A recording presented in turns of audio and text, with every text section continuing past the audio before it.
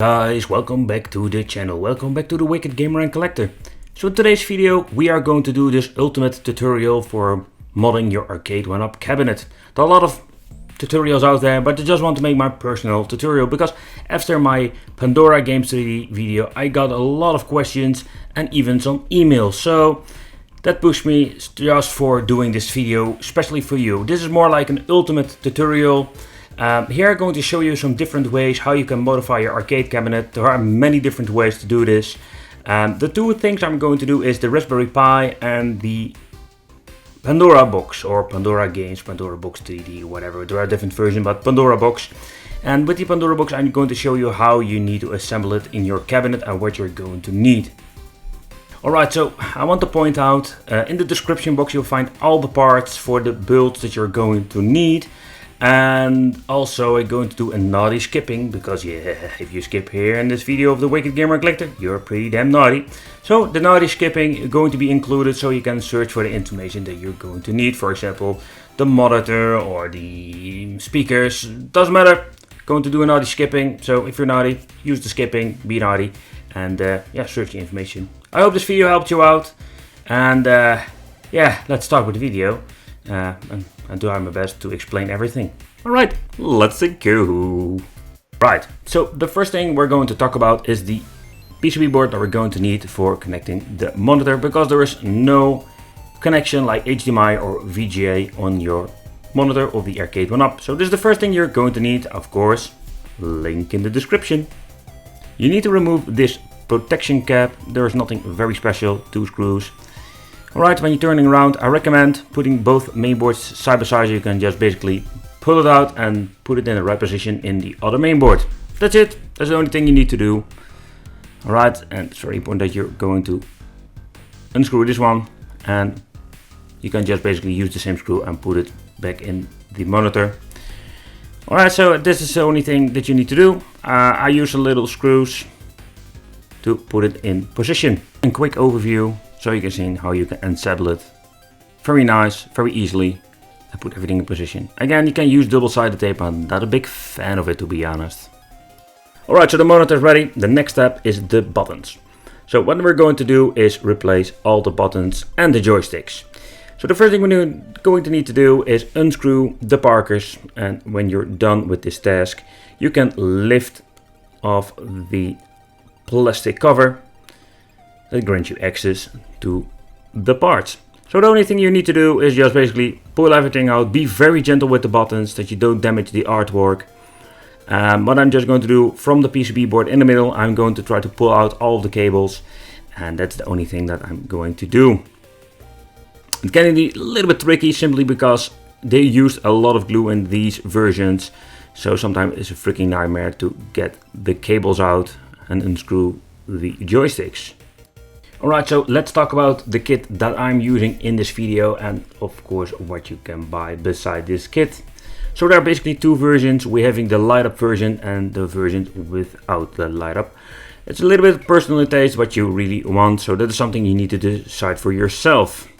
Alright, so first let's talk about the Raspberry Pi and buttons. I'm going to use the full kit light up. So that means that they are going to get with 2 sets of buttons, 2 joysticks, and it comes with encoder boards, everything we're going to need for everything to work on the Raspberry Pi. But here it comes. If you want to use this set, that is also possible. You want to use a set like this without, for example, the light up. You want to use this on a Pandora box. Yeah, there's a little bit different story. You don't need the encoder boards, and the reason why is very simple. With the Pandora box it works a little bit differently. There are some mainboards that supports, let's say the USB joysticks, or some don't. So this is the reason that I want to show you the way how you need to connect it like this. We are going to use the original cable tree or harness. Keep in mind that you order it with your Pandora box family. If you don't do this, you will have a problem, because the encoder boards most of the time are pretty useless to the main boards like this. So alright, so what you're going to need to do, you're going to order the cable harness, and I'm going to show you how you configure it. Because we are going to use this EDA connection, it's so simple to connect. It's even way easier than the Raspberry Pi, to be honest. So this is going to show you how does it work with setting it up. Alright, so here we have the cable tree itself. So this thing just basically sticks it in the Pandora box itself very easily. But what you can see over here, we're having player 1 and 2. And what you're going to need to do, basically when you're having a button, you're having 2 cables that you need to connect, because you need to make a connection between the 2 cables. So that's it. You grab a button, you connect the 2 wires, and that's it. You're having connection with your main board. Alright, so here in quick EO testing with the Pandora Box 3D. You can find these in the setting menu, and what you're going to do when connecting a button, you want to search which one you're going to need. Just go to the EO tester in your settings. The same for Pandora Box 6 or whatsoever, all the same. But if you want to use a Raspberry Pi, connect your buttons, you're going to need a full set with encoders, because the encoders is the communication between the buttons and the Raspberry Pi. But there is something you really need to consider. If you want to buy the light up buttons, it's very cool. The finishing touch, I love it. But with the Raspberry Pi, it's way more convenient to build it in, simply because it's just plug and play. With the Pandora box, this is a different story. And the reason why is very simple. With the Pandora box, we are going to connect it straight on the EDA connection. And this is just basic for the input of the buttons. And the light up function does need an extra power. So you're going to use a little bit of soldering skills, and you're going to do a lot of extra work if you want to get it working on the Pandora box. What I just did is using this encoder board purely for the power for the LEDs, and it was a lot of soldering work. Alright, in this part we are going to talk about the sound. So there are basically 2 ways you can do this. The first way is just basically use the original speaker that comes with the Arcade1up. It's not bad at all, don't get me wrong. And the second one, what we can do is use an amplifier in combination with some extra big speakers. Right, so let's start with the Pandora box. So if you want to hook up an original Arcade1up speaker, that's the most cheapest way you can do it. Very simple, and this is what's so cool about it. You're having this original cable that comes with the Pandora box cable harness. And what you're going to do is a little bit of soldering needed. You're going to solder the cable that you're going to get with it with the original Arcade1up speaker. That's it. You're going to plug and play this straightly on the main board over here with this connection. I can even use the original if I want to. And that's it. You have sound. Easy as that. If you want to use an amplifier, you can of course use the jack cable. Here at the back we can find it. You plug it in the main board and you plug it in your amplifier, and that's it. You give the amplifier some sound. Alright, so let's talk about the Raspberry Pi if you want to use some sound, because with the Raspberry Pi you shall need to buy an amplifier. So if you want to, let's say, use the original Arcade1up speaker like with the Pandora box, it's not going to need a big amplifier like this. A smaller one will do the job too. But I'm going to use some external speakers. I just want to do it a little bit overkill. Just want to experience how does it sound compared with the original speaker. So I'm going to use these UVCs, are very cheap to buy by the way. So that can be an option for you. Right, so here we have a small amplifier that I showed you before. There are different versions, it depends a little bit what you want with it. So at the back we're having the audio jack cable that goes through the Raspberry Pi, and this is how we can send out the sound signal to the speakers. And the speakers can be, let's say, the one you can see at the back, or just the one in the original arcade. Alright, so a quick talk about the power. As you can see, this version doesn't have the extra speakers. So what I basically did is very simple. So here you can see we having 2 power cords, one for the PCB board and one for the Pandora box itself. So what I basically did is very simple. We are going to solder in that one together, and what you're going to have is that you're having 1 input and 2 outputs. So what you can see over here, this is the original cable that came with the Arcade1up. I put them in the original position, and at the end we find the power supply. Alright, so if it comes to the power supply, I just wanted to give you a quick look. I am using this old one. It's a version from Philips.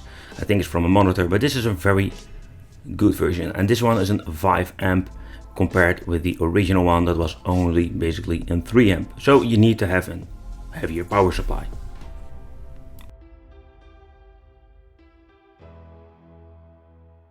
if you're thinking buying a Pandora box to build it in your Arcade1up. Alright, so a lot of different questions, but the main question I'm always getting is, what kind of box do I need to buy? Everybody's forgetting to ask yourself first, what kind of game do you want to play? For example, if you want to play arcade games, just basic arcade games, you have basically a couple of options. So first of all, we have the Pandora Box 5. It's a very cheap board nowadays, but it's limited to the games that are programmed on it or for it, because you need to add them with a USB stick. The Pandora Box says this is the one that has a lot of options. For example, we can now add games.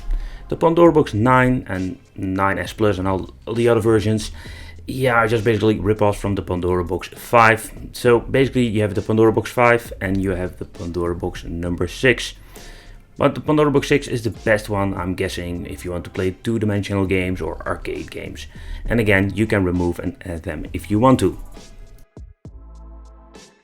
Also, the Pandora Box 6 has the option to make your favorite list. You can not only add games, remove games, but you can search them. That is something that is very unique in the Pandora boxes, because not every mainboard has a search function. But the Pandora Box series, or 5, 6, 9 and 9D, doesn't have a save function, and I did notice some screen tearing with some games, so there's something you really need to consider. But the best one for this is the Pandora Box 6 in my opinion. If you want to have a little bit extra, you want to have more options with adding games, I think the Pandora 3D, the Pandora Key 7, the Pandora Treasure 3D and the Pandora Box 7S, and there are quite some other names, have these options. So it doesn't even matter what kind of color and what kind of name, but if it have this menu, you have the option to add Sega Dreamcast, or better said, Sega Naomi, the arcade version.